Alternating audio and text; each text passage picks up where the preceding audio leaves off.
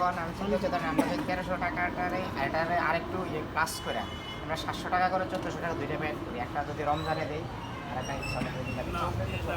ঈদেরটাও সেটা তোমার একটা ঈদ করবে, আর ঈদের সবটা পাইতো হ্যাঁ এই জন্য ঈদেরটা বড়, এখানে 1500 কম,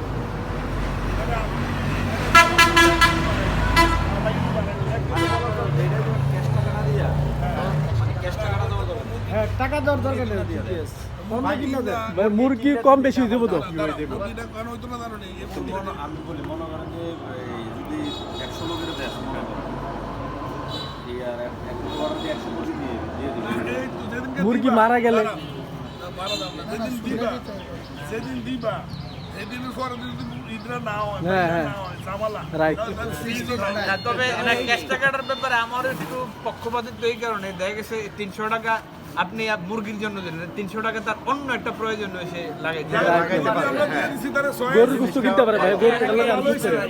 মুরগি তো কাঁচা মাল, তুমি এটা এক সপ্তাহ আগে দিয়ে দাও না, হেডি তো যাতে থাকবে অসুবিধা নাই, প্যাকেট দাম দিলে। আর মুরগিটা তো সমস্যা আছে, এটা তারা বলছে আমি যে মুরগি কিনবো তোমরা 2 কেজি, মানে সব আইটেম তো আমরা আমাদের পছন্দ নিলাম, এই জন্য একটা ক্যাশ টাকা সে তার মতো মুরগির কথা তো দাও কেজি হইতো না, তুমি যদি গরুর মাংস খাও 1 কেজি দাও 800 আমার মনে হয় এই প্যাকেজটা 1500 টাকা, 1500 দিয়ে জায়গা বার করে তাহলে একটা লোক পর্যাপ্ত পাইল। 1500 ভিতরে আইটেম দিয়ে সবাই যেমন চালটা একটু বাড়াই দাও, 1 কেজি চাল দিয়ে কিন্তু একটা ফ্যামিলি অংশ হয় না, সন্তুষ্ট অনুসারে 1.5 কেজি নিচে চাল হতো, 1.5 কেজি মনে করো কম করে মনে করো 6 জন 8 জন খাইতে পারবে, তাহলে 1.5 কেজি ফলার চাল কমন রাখো, 1.5 কেজি 1 কেজি ফলার চাল ফলার চাল 1.5 কেজি করো।